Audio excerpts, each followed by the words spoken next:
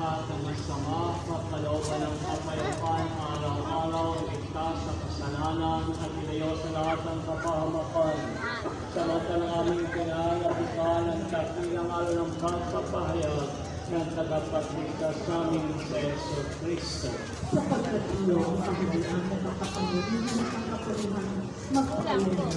Amen. Panginoong Heso Cristo, sinabi mo sa iyong mga apostol, kapayapaan ang iniwan ko sa inyong aking kapayapaan ang ibibigay ko sa inyo.